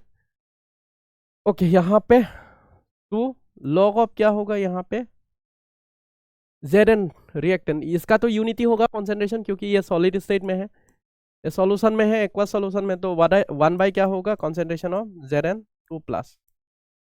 ओके, अगर सॉल्व कर लोगे तो ये ऊपर अगर लेके जाना है तो ये वाला माइनस क्या होगा प्लस हो जाएगा, तो ई नॉट ऑफ क्या होगा Zn क्या होगा 2 प्लस 2 Zn, सो ये वाला हम लोग लिख सकते हैं प्लस 0.059 डिवाइडेड बाय 2, यहाँ पे क्या होगा log of Zn2 plus. Log का ये वाला फॉर्मूला यूज कर रहा हूँ। ठीक है, लॉग क्या होगा 1 by A is equal to क्या होगा माइनस ऑफ लॉग ए। ठीक है, ये वाला फॉर्मूला यूज कर रहा हूँ यहाँ पे। ठीक है, माइनस माइनस क्या हो जाएगा, ये माइनस और इससे आया हुआ माइनस वो मल्टीप्लाई होके क्या होगा प्लस हो रहा है। ठीक है, ऐसे फाइन, यहाँ पे वैल्यू सब्स्टिट्यूट करते हैं। अभी वैल्यू कितना है यहाँ पे -0.76 प्लस यहाँ पे कितना होगा 0.059 डिवाइडेड, तो ज़्यादा लिख दिया, डिवाइड बाय 2 लॉग ऑफ क्या होगा 10⁻⁻1, राइट। कॉन्सेंट्रेशन इसका मतलब है 10⁻⁻1, यहाँ पे कितना होगा, तो यहाँ पे माइनस फिर से हो जाएगा -0.76, यहाँ पे क्या होगा माइनस। ठीक है, ये वाला नीचे आ जाएगा, राइट। लॉग वाला फॉर्मूला वही वाला यूज करके, या मतलब ऐसे लिख देते हैं plus 0.059 into -1 divided by 2 into क्या है log 10। log 10 का वैल्यू कितना होगा, इसका वैल्यू होगा 1। ठीक है, ये माइनस हो जाएगा, सो -0.76 माइनस कितना होगा 0.029। ठीक है, तो दोनों को ऐड करने से अप्रोक्सीमेटली कितना होगा, यूनिट वोल्ट में लिख लेना। ठीक है, कितना आएगा 689 अप्रोक्सीमेटली 0.789 वोल्ट इसके आसपास आएगा। ठीक है, चलो ये वाला हुआ सेकेंड पार्ट के लिए। सेकेंड पार्ट के लिए ये हुआ। ठीक है, किसी को डाउट है यहाँ पे? चलो ठीक है, अभी नेक्स्ट पार्ट पे जाते हैं। नेक्स्ट क्वेश्चन, नेक्स्ट पार्ट नहीं, नेक्स्ट क्वेश्चन। ओके, ये एमसीक्यू टाइप क्वेश्चन है। Which of the following fuel cell is use in Apollo space programme? हम लोगों को पता है अपोलो स्पेस प्रोग्राम में कौन सा यूज किया था, हाइड्रोजन फ्यूल सेल यूज किया था। यहाँ से जो वाटर प्रोड्यूस होता है उसी को कंजम्पशन के लिए यूज किया था। ठीक है, अपोलो स्पेस प्रोग्राम में। ठीक है, हाइड्रोजन फ्यूल सेल यूज किया था। Next, which of the following is use as a hearing aids लिखा हुआ है, ये गलत है, हियरिंग एड्स है। ठीक है, एड्स। यहाँ पे कौन सा होगा? Mercury cell. कौन सा है? Mercury cell. ये तो एनसीईआरटी का सीधा स्ट्रेट क्वेश्चन है। ठीक है, नेक्स्ट क्वेश्चन। ओके, तो ये भी एमसीक्यू टाइप क्वेश्चन ही है। ओके, क्वेश्चन में क्या दिया गया है? 4 half reactions from 1 to 4 are shown below. ठीक है, तो twice of Cl minus chloride ion giving rise to chlorine gas plus release of 2 electron. 4 OH minus giving rise to oxygen plus 2 water molecule plus 2 electron. Next, तीसरा reaction है Na plus plus electron giving rise to Na। Fourth वाला है twice of H plus plus 2 electron giving rise to H2 gas. Okay, question क्या है? Which of this reaction are most likely to occur when concentrated brine solution is electrolyse. Okay, हम लोगों को पता है, ठीक है, ब्राइन सोल्यूशन जब लेते हैं तो रिएक्शन कौन कौन सा होता है? ठीक है, ब्राइन सोल्यूशन जब लेते हैं तो जो एनोड पे होता है, एट एनोड कौन सा रिएक्शन होता है? एनोड में क्या होता है? ऑक्सीडेशन। तो यहाँ पे क्या होगा? Twice of Cl minus producing Cl2 gas plus 2 electron, ये एनोड में होता है। और दूसरा कैथोड में क्या होता है? एट कैथोड में बेसिकली रिएक्शन होता है। एट कैथोड में क्या होगा? जो H प्लस है, ठीक है, accepting those 2 electron it converts into H2 gas. ठीक है, ये वाला रिएक्शन होता है। ठीक है, ये वाला रिएक्शन। ठीक है, तो हमारा सही आंसर कौन सा होगा? ये वाला रिएक्शन। और कौन सा रिएक्शन होगा? ये वाला रिएक्शन। ठीक है, तो यहाँ पे 1 and 4, तो ये वाला ऑप्शन सही होगा। ठीक है, वही मोल्टेन अगर NaCl होता तो, मोल्टेन NaCl अगर लेता तो NaCl, तो उस केस में कौन सा रिएक्शन होता? Add anode. क्लोरीन वाला तो वही रिएक्शन होते, ट्वाइस ऑफ Cl, यहाँ पे क्या होगा? Cl2 गैस प्लस 2 इलेक्ट्रॉन होगा, ऐसे रिलीज होगा।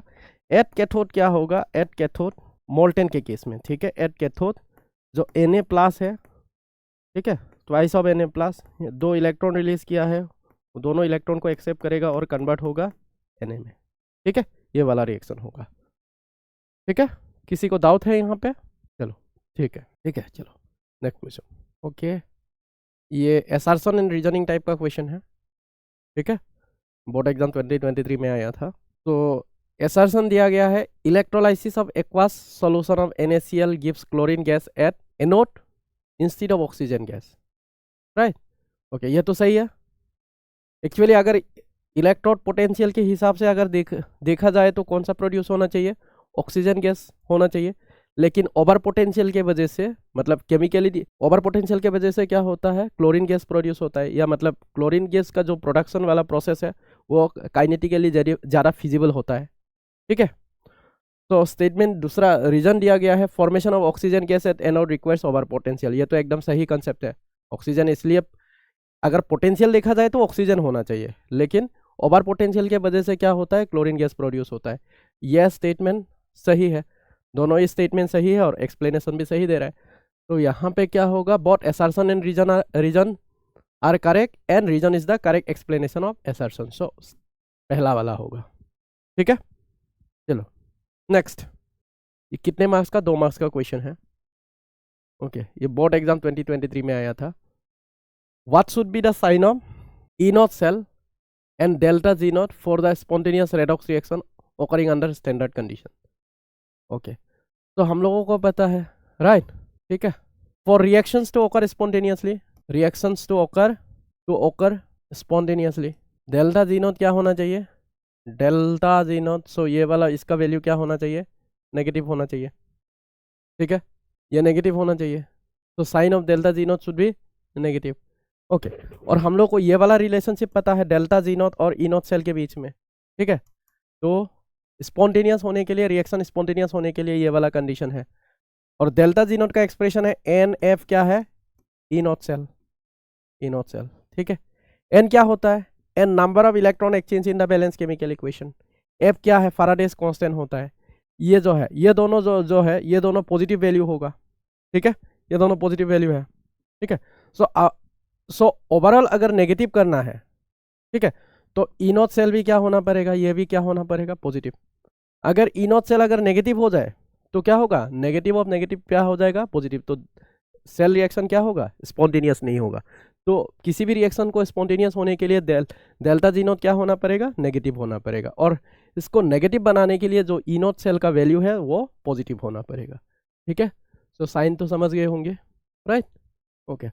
दूसरा वाला पार्ट, सेकेंड पार्ट, ठीक है, second part, state the Faraday's first law of electrolysis. Okay, Faraday's first law of electrolysis क्या बोलते हैं, तो during electrolysis the amount of substance deposited at the electrode will be directly proportional to the charge passing through the circuit, right, charge passing through the circuit, ठीक है।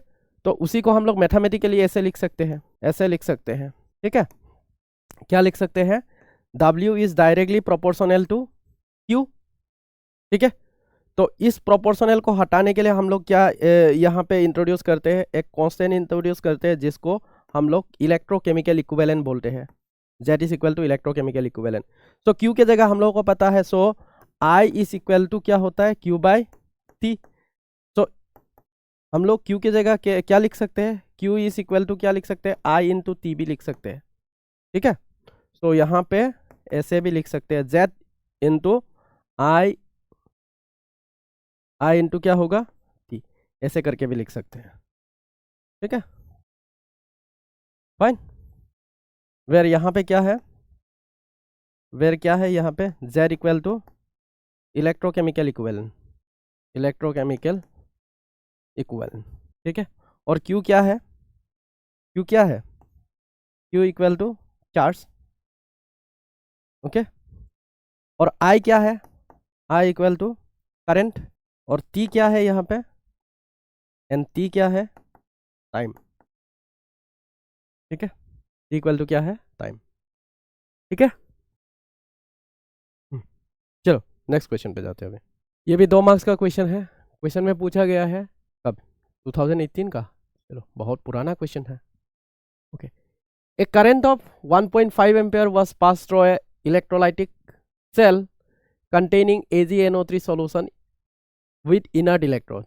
The weight of silver deposited was 0.15 gram. How long did the current flow?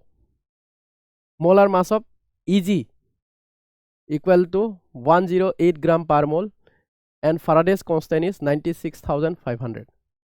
Okay.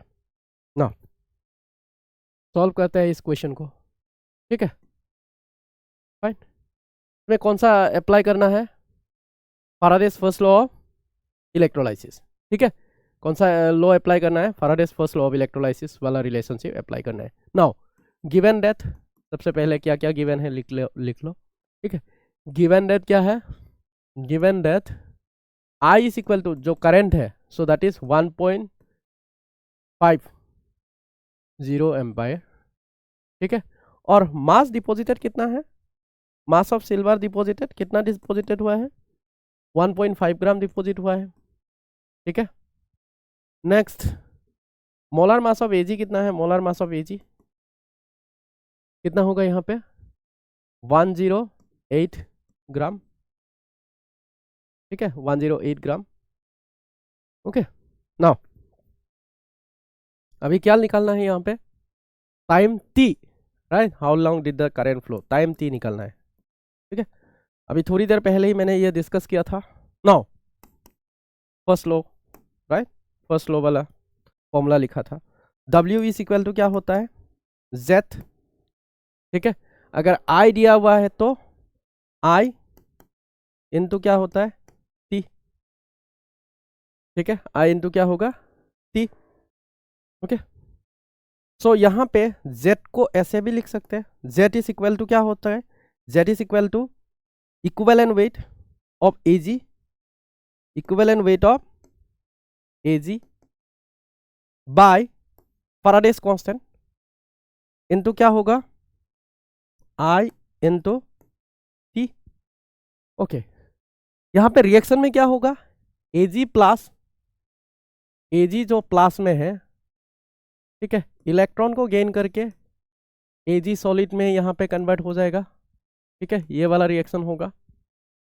Fine, तो ये वाला अगर reaction है तो इसके लिए क्या होगा, तो इक्विवेलेंट वेट क्या होगा, equivalent weight of AG, AG क्या होगा, तो that will be equal to क्या होगा, molar mass of AG divided by क्या होगा 1 क्यों, क्योंकि charge on the ion is 1, या तो number of electron exchange is equal to 1, तो हम लोग ऐसे बोल सकते हैं, so that will be equal to molar mass, the value will be equal to molar mass itself. ठीक है, तो यहाँ पे क्या होगा, क्या निकालना है, T निकालना है। चलो रीअरेंज कर लेते हैं, तो T इज इक्वल टू क्या होगा, T इज इक्वल टू क्या होगा अगर रीअरेंज कर लोगे W इंटू F, ठीक है, divided by equivalent mass of AG, ठीक है, इंटू क्या होगा I होगा। ठीक है, यहाँ पे सॉल्व कर लो, सब्स्टिट्यूट करो अभी वैल्यू, तो यहाँ पे 1.5 इंटू कितना है यहाँ पे F 96500 डिवाइडेड बाय कितना होगा यहाँ पे इक्विवेलेंट वेट 108 है, 108 इंटू I कितना है 1.5, ये दोनों कैंसिल हो जाएगा। ठीक है, ये सॉल्व कर लो, 96,500 डिवाइडेड बाय 108, ये कितना आएगा, सॉल्व कर लो। ठीक है, ये किस में आएगा, यूनिट सेकेंड में आएगा। ठीक है, क्योंकि करंट जो है I सेकेंड में है, तो अकॉर्डिंगली यूनिट क्या आएगा, सेकेंड में आएगा। सॉल्व कर लो इसको, अप्रोक्सीमेटली कितना आएगा 893.5 क्या होगा सेकेंड। ठीक है, therefore time taken will be equal to 893.5 second. ठीक है, ठीक है, नेक्स्ट, ये आई थिंक ये वाला लास्ट क्वेश्चन है। चलो ठीक है, ये 5 मार्क का क्वेश्चन है। चलो, for the reaction twice of AG solid plus H2 gas 1 atm pressure पे है, giving rise to twice of AG solid plus twice H plus 0.1 molar जिसका कॉन्सेंट्रेशन है, plus twice of Cl minus 0.1 molar concentration है। ठीक है, ये reaction है, और यहाँ पे डेल्टा जी नोट दिया गया है माइनस 43,600 जूल दिया गया है at 25 degree Celsius. Calculate the EMF of the cell. Okay, EMF of the cell calculate करने के लिए हम लोगों को इनोट सेल का डेटा चाहिए, और इनोट सेल का डेटा कहाँ से हम लोग निकालेंगे, ये डेल्टा जी नोट से। ठीक है, कहाँ से निकालेंगे, डेल्टा जी नोट। चलो ओके, नेक्स्ट क्वेश्चन है, क्या है, define fuel cell and write its two advantage. Okay, ठीक है, सॉल्व कर लेते हैं पहला वाला पार्ट। तो यहाँ पे दिया गया है गिवन दैट, ठीक है, क्या गिवन है, twice of AgCl solid plus H2 gas, ठीक है, प्रेशर कितना है 1 atm है, तो that is giving rise to twice of AG solid, ठीक है, plus twice of H plus, ठीक है, इसका कॉन्सेंट्रेशन 0.1 मोलर है, plus twice of Cl minus, तो इसका भी कॉन्सेंट्रेशन 0.1 मोलर है। ठीक है, और डेल्टा जी नॉट कितना दिया गया है, तो इस हिसाब से मतलब अगर ये वाला रिएक्शन है तो हमारा N की कितना होगा, N is equal to 2, 2 electron यहाँ पे बैलेंस केमिकल इक्वेशन में इन्वॉल्व हो रहा है। ठीक है, कैसे, मतलब यहाँ पे ऐसे देख सकते हो, हाइड्रोजन, दो हाइड्रोजन, एक हाइड्रोजन मॉलिक्यूल जो है, सो H प्लस में कन्वर्ट हो रहा है। ठीक है, सो मतलब हाइड्रोजन मॉलिक्यूल में कितना हाइड्रोजन एटम होता है, 2 हाइड्रोजन एटम, दोनों हाइड्रोजन एटम में एक एक इलेक्ट्रॉन रहता है, और दोनों ही H प्लस में कन्वर्ट हो रहा है, मतलब 2 इलेक्ट्रॉन लॉस हो रहा है। ठीक है, ऐसे करके फाइन, और दोनों इलेक्ट्रॉन क्या है, Ag प्लस ले रहा है और Ag में कन्वर्ट हो रहा है। ठीक है, नेक्स्ट यहाँ पे किया गया है delta G not is equal to कितना है, माइनस 43,600 जूल। ठीक है, इतना दिया गया है, और निकालना क्या है, ई सेल निकालना है। ठीक है ना। सो यहाँ से जो डेल्टा जी नॉट है यहाँ से ई नॉट सेल निकालेंगे, बाद में उसी ई नॉट सेल को हम लोग नार्स इक्वेशन में अप्लाई करके ई सेल का वैल्यू निकालेंगे। ठीक है, चलो शुरू करते हैं नाउ। ठीक है, डेल्टा जी नॉट यहाँ पे ऐसे भी लिख सकते हो, we know delta G not is equal to minus N F E not cell. ठीक है, minus N F E not cell. तो यहाँ पे अगर ई नॉट सेल निकालना है, ई नॉट सेल, तो क्या होगा यहाँ पे minus delta G not by क्या होगा एन एफ होगा। ठीक है, क्या होगा एन एफ, सब्सटीट्यूट कर लो यहाँ पे वैल्यू। माइनस कितना होगा, minus of minus 43600 divided by कितना होगा 2 इंटू 96500। अगर सॉल्व करोगे तो अप्रोक्सीमेटली इसका वैल्यू कितना आएगा 0.225 वोल्ट, अप्रोक्सीमेटली इतना आएगा। ठीक है, तुम लोग कर लेना। ठीक है, ये वाला आएगा। अगर ये आ गया तो हम लोग अभी नार्स इक्वेशन अप्लाई कर सकते हैं ई सेल निकालने के लिए। नाउ अगेन ई सेल निकालने के लिए, ठीक है, अप्लाइंग नार्स इक्वेशन। अप्लाइंग क्या है, नार्स इक्वेशन। नार्स इक्वेशन तो E cell is equal to कितना होगा E not cell, E not cell जो कि हम लोग अभी अभी निकाल चुके हैं 0.059 डिवाइडेड बाय क्या होगा 2 लॉग ऑफ यहाँ पे concentration of product bye concentration of reactant. तो जो मतलब H प्लस का कॉन्सेंट्रेशन का स्क्वायर Cl माइनस का कॉन्सेंट्रेशन का स्क्वायर। क्यों स्क्वायर है, क्योंकि इसका stoichiometric coefficient in the balance chemical equation में क्या है 2 है। प्रेशर ऑफ क्या होगा H2 गैस। ठीक है, ये होगा फाइन। तो ये वाला अगर सॉल्व करेंगे तो इसका वैल्यू सब्स्टिट्यूट कर दो 0.225 है, माइनस यहाँ पे कितना होगा 0.059 डिवाइडेड बाय 2। यहाँ पे लॉग ऑफ कितना आएगा, यहाँ पे लॉग ऑफ यहाँ पे 0. क्या है 0.1, 0.1 मतलब 10⁻⁻1 है। 10⁻⁻1 का 10⁻⁻1 का स्क्वायर इंटू 10⁻⁻1 का यहाँ पे भी स्क्वायर। ठीक है, डिवाइडेड बाय यहाँ पे क्या होगा 1। तो ये होगा, तो टोटल कितना हुआ 10⁻⁻4। ठीक है, ये वाला अगर सॉल्व करोगे तो ये 10⁻⁻2 इंटू 10⁻⁻2 तो टोटल हुआ 10⁻⁻4। तो -4 होने से यहाँ पे ये वाला लॉग वाला फॉर्मूला ये वाला अगर अप्लाई करोगे, लॉग क्या है a⁻n, तो ये क्या होगा n लॉग क्या होगा a। ठीक है, तो इसका मतलब ये है कि -4 वाला इस साइड आ जाएगा। ठीक है, सो -4 और ये वाला दोनों मतलब क्या होगा मल्टीप्लाई होके माइनस ऑफ माइनस क्या हो जाएगा प्लस। ठीक है, 0.225। ठीक है, मैं यहाँ पे लिख ही देता हूँ एक बार 0.059 इंटू माइनस क्या होगा 4 डिवाइडेड बाय क्या होगा यहाँ पे 2। ठीक है, इंटू क्या होगा यहाँ पे log 10। log 10 का वैल्यू कितना होता है, log 10 का वैल्यू कितना होगा 1। ठीक है, यहाँ पे ये दोनों क्या होगा कैंसिल होगा 2 टाइम्स। ठीक है, और ये दोनों क्या होगा माइनस ऑफ माइनस प्लस हो जाएगा 0.225 माइनस कितना होगा, वो माइनस नहीं प्लस सॉरी। तो यहाँ पे कितना होगा 2 रह गया था राइट, 2 रह गया था, 9 इंटू 2 कितना होगा 18, 2 5 10 प्लस 1 11। ठीक है, ये हुआ। ठीक है, इसका यूनिट कितना होगा वोल्ट, तो ऐड कर लो कितना होगा 85 कितना होगा 13। ठीक है, 2 3 4। ठीक है, 0.343 वोल्ट। ठीक है, ये आंसर है हमारा। ये सेल कितना होगा, oh sorry EMF of the cell कितना हुआ 0.343 वोल्ट। ठीक है, ठीक है, okay. Define fuel cell. Okay, fuel cell ये वाला तो मतलब ये है तुम लोग लिख के खुद ही लिख पाओगे। ठीक है, फ्यूल सेल क्या होता है, fuel cell is a galvanic cell which converts okay energy produce during the combustion into electrical energy. What are is advantage, advantage क्या होता है फ्यूल सेल का। ओके, एक तो ये मतलब इसका लाइफ साइकिल बहुत ज़्यादा लंबा होता है। तो मतलब जितना मतलब एक साइड से कंटिन्यूसली अगर फ्यूल फिट करते जाओगे तो रिएक्शन कंटिन्यूसली चलते जाएगा। ठीक है, इसका लाइफ साइकिल बहुत ज़्यादा होता है।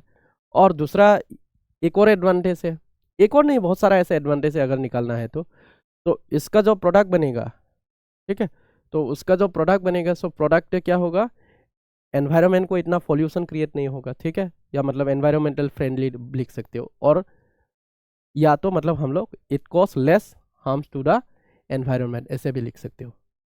ठीक है, इतना ही है। तो अगर किसी को डाउट है तो पूछ सकते हो। ठीक है, चलो, नहीं है तो हम लोग नेक्स्ट क्लास में मिलते हैं। नेक्स्ट क्लास में नया एक और चैप्टर लेके आने वाला हूँ, इलेक्ट्रोकेमिस्ट्री, तब मिलते हैं। ठीक है, चलो, बाय एवरीवन।